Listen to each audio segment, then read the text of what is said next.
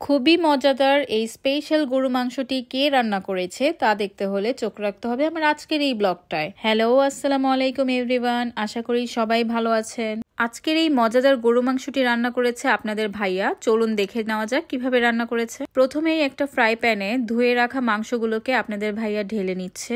আজকের রান্নাটা বেসিক্যালি 3 জনের জন্য করা হচ্ছে, বাসায় কেউ নেই, যার জন্যই আর কি অল্প করে রান্না। এখন কেটে রাখা পেঁয়াজগুলোকে মাংসের উপরে দিয়ে দিচ্ছে। পেঁয়াজটা একটু বেশি দিলে মাংসের স্বাদটা একটু ভালো হবে, ঝোলটা হবে। আপনারা যে যেরকম ঝোল খাবেন সেই অনুযায়ী পেঁয়াজটা দিবেন। এরপরে এখানে তেজপাতা দিয়ে দিচ্ছে, এখানে এলাচ দিয়ে দিচ্ছে, দারুচিনি দিয়ে দিচ্ছে, এখানে পরিমাণ মতো হলুদের গুঁড়া দিয়ে দেওয়া হচ্ছে। রান্না তো আজকে স্বাদ হবেই, দেখতে হবে কে রান্না করছে। আপনাদের ভাইয়া স্পেশাল ভাবে মাখানো গরু মাংস রান্না করছে আজকে। এখন এখানে মরিচের গুঁড়া দিয়ে দিচ্ছে। মরিচের গুঁড়াটা আমরা অল্প পরিমাণে দিচ্ছি, কারণ আমরা আসলে ঝালটা খুব একটা বেশি খাই না, যার জন্য ঝালটা কম দেওয়া হয়েছে। এখানে জিরার গুঁড়া দিয়ে দেওয়া হচ্ছে। এই প্রত্যেকটা মশলা হোমমেড তৈরি, যেগুলো আমার মা নিজের হাতে তৈরি করে থাকে, যার জন্য খাবারের টেস্টটাও অনেক গুণ বেড়ে যায়। এরপর এখানে পরিমাণ মতো ধনিয়ার গুঁড়া অ্যাড করা হচ্ছে। এখন এখানে আদার গুঁড়া অ্যাড করা হবে। আদার গুঁড়াটা আমার আম্মু বাসায় নিজেই তৈরি করেছেন। পরিমাণ মতো আদার গুঁড়া এখানে অ্যাড করা হলো। আসলে আদা বাটাটা শেষ হয়ে গিয়েছে, যার জন্যই আমরা আদার গুঁড়াটা এখানে ইউজ করেছি। প্রয়োজন মতো রসুন বাটাও এখানে অ্যাড করা হচ্ছে। এখন স্বাদ মতো লবণ দিয়ে দিব এবং তার সাথে আমরা তেলটাও দিয়ে দিব পরিমাণ মতো। আর আমরা এই রান্নায় তেল ইউজ করেছিলাম সরিষার তেল। সরিষার তেলের গরু মাংস রান্নাটা খুবই মজা হয়, আর আপনারা জানেন সরিষার তেল আমাদের স্বাস্থ্যের জন্য অনেক ভালো। আর এখন আপনাদের ভাইয়া এই মাংসটাকে ভালোভাবে মেরিনেট করছে। মাংসটাকে ভালোভাবে মেরিনেট করেই চুলায় বসিয়ে দেওয়া হবে, যার জন্য মেরিনেটটা যদি ভালো হয় তাহলে মাংসের স্বাদটাও ভালো মতো হবে। মেরিনেট করতে করতে বললো আরেকটু তেল দিলে ভালো হবে, যার জন্য আমি এখানে আরেকটু তেল অ্যাড করে দিলাম। এরপরে ও আবার এই মাংসটাকে ভালো করে মেরিনেট করছে। মাংসটা ভালো মতো মেরিনেট হয়ে গিয়েছে, যার জন্য এটাকে এখন চুলায় বসিয়ে দেওয়া হলো।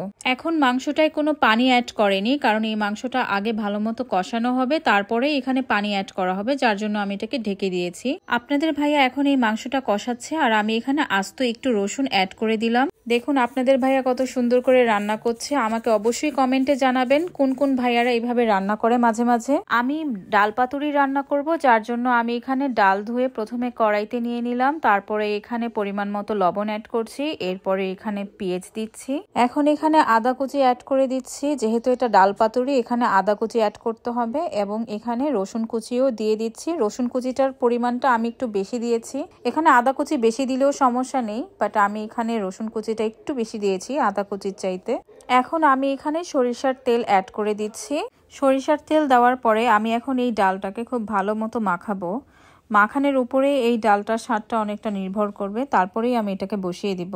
আর এই রেসিপিটা হচ্ছে আমার শাশুড়ির। আমার শাশুড়ি সাধারণত এই ডাল পাতুরিটা করে থাকে, আমি ওনার থেকে এটা শিখেছি। ওনার মতন আমার হতে পারেনি এখনো, আমি আর কি চেষ্টা করছি। আমি এখানে একটু হলুদের গুঁড়া অ্যাড করে দিলাম। আমি এখানে আবার মাখাচ্ছি ডালটাকে। এখন আমি এখানে কাঁচামরিচ অ্যাড করে দিলাম। আমরা ঝাল কম খাই, যার জন্য কাঁচামরিচটা কম দিয়েছি, লাগলে আমি পরে আবার কাঁচামরিচ দিয়ে দিব।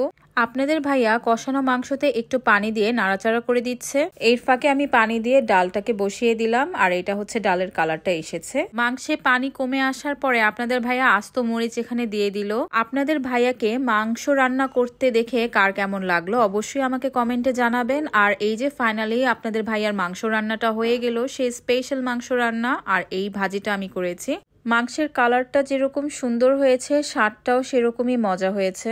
এই ভিডিওটা আগে শুট করা ছিল, কারণ তখন বাসায় গ্যাস ছিল, এখন বাসায় একদমই গ্যাস নেই। রান্নাটা কেমন লেগেছে তা অবশ্যই আমাকে কমেন্ট করে জানাতে ভুলবেন না। ভিডিওটা ভালো লাগলে অবশ্যই পেজটাকে লাইক, ফলো এন্ড শেয়ার করবেন। আজকের ব্লগটা এখানেই শেষ করছি। আল্লাহ হাফেজ।